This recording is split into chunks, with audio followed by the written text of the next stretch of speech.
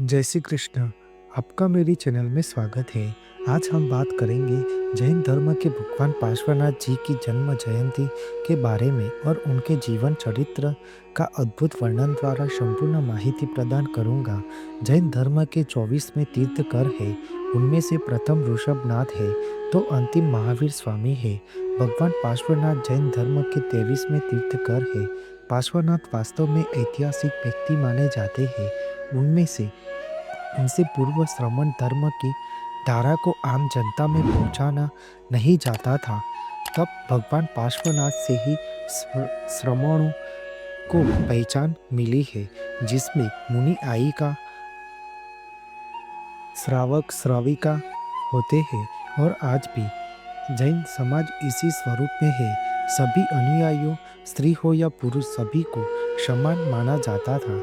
जैन धर्म के 23वें तीर्थकर भगवान पार्श्वनाथ का जन्म अरिष्ट नेमि के 1000 वर्ष बाद ईक्ष्वाकु वंश में पौष माह के कृष्ण पक्ष की 10वीं तिथि को विशाखा नक्षत्र में काशी यानी कि वाराणसी में हुआ था।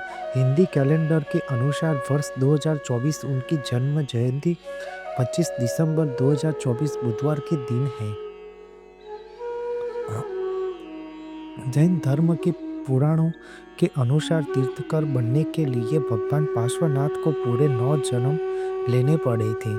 माना जाता है कि पहले जन्म में ब्राह्मण, दूसरे में हाथी, तीसरे में स्वर्ग के देवता, चौथे में राजा, पांचवें में देव, छठवें जन्म में चक्रवर्ती सम्राट और सातवें जन्म में देवता, आठवें में राजा और नौवें जन्म में स्वर्ग का राजा।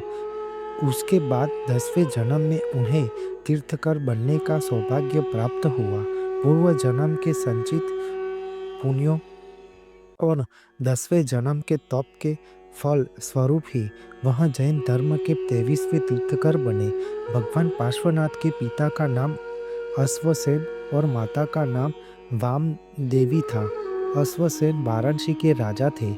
माना जाता है कि इनकी माता वामदेवी ने गर्भकाल के दौरान स्वप्न में सर्प देखा था और जन्म के पश्चात उनके शरीर पर सर्प चिन्ह होने की वजह से इनका नाम पार्श्व रखा गया।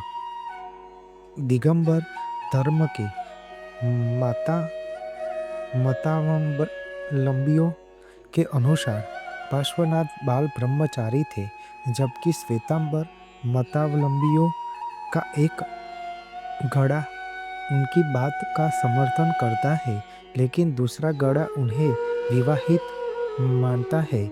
इसी प्रकार उनकी जन्म तिथि, माता पिता के नाम आदि के बारे में भी मतभेद बताते हैं।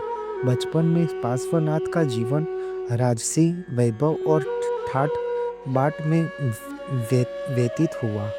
जब उनकी आयु 16 साल की हुई और वह एक दिन वन भ्रमण कर रहे थे, तभी उनकी दृष्टि एक तपस्वी पर पड़ी जो कुल्हाड़ी से एक वृक्ष पर प्रहार कर रहा था।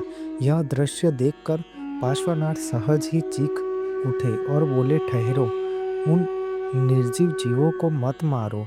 उस तपस्वी का नाम महिपाल था। वह अपनी पत्नी की मृत्यु के दुख में वह साधु बन गया था।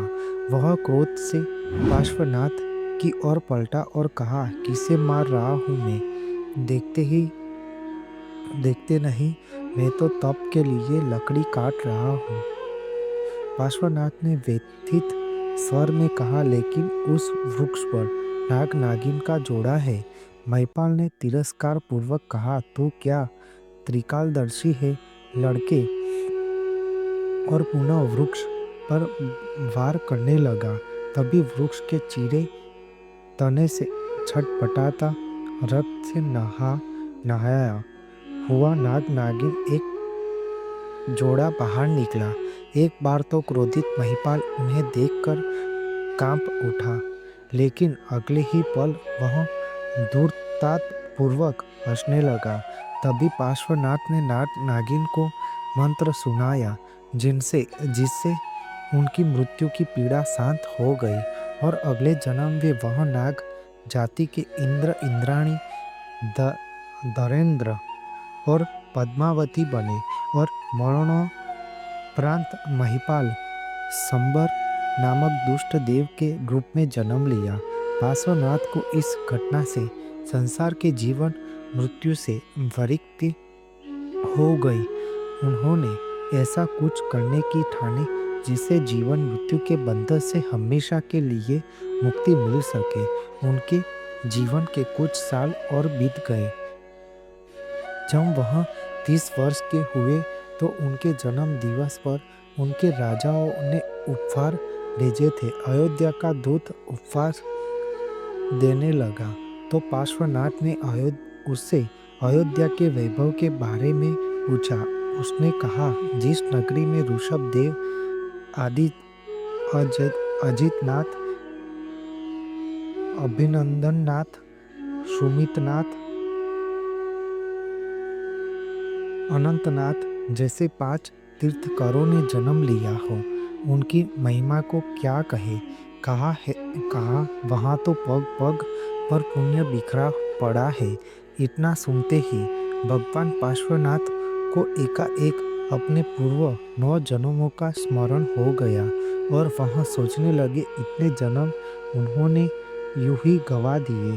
अब उन्हें आत्मकल्याण का उपाय करना चाहिए और उन्होंने उसी समय मुनि दीक्षा ले ली और विभिन्न वनों में तप करने लगे। भगवान पार्श्वनाथ को चैत्र कृष्ण चतुर्दशी के दिन उन्होंने केवल्य ज्ञान प्राप्त हुआ और वहां तीर्थकर बन गए। केवल्य ज्ञान की प्राप्ति के पश्चात 70 वर्ष तक भगवान पार्श्वनाथ जी ने लोगों का चातुर्य यानी सत्य, अहिंसा, असत्य, अपरिग्रह की शिक्षा दी और अपने मंत्र एवं विचारों का प्रचार प्रसार किया। वह 100 वर्ष तक जीवित रहे। तीर्थकर बनने के बाद उनका जीवन जैन धर्म के प्रचार प्रसार में गुजरा और फिर श्रवण सूक्त सप्तमी के दिन उन्हें समेध शिखर जी पर निवारण प्राप्त हुआ। भगवान पार्श्वनाथ का निवारण पारसनाथ पहाड़ पर हुआ था। पार्श्वनाथ ने अहिंसा का दर्शन दिया। अहिंसा सबके जीने का अधिकार है और उन्होंने इस प्रमाण भी किया था।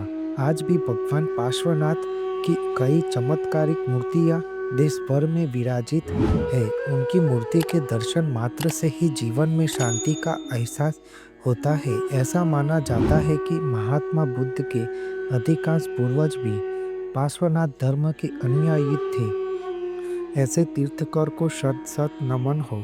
आपको मेरी यह माहिती अच्छी लगी हो तो मेरे चैनल को लाइक, शेयर, कमेंट, सब्सक्राइब करें और बेल आइकन को दबाना ना भूलें। जय स्वामीनारायण।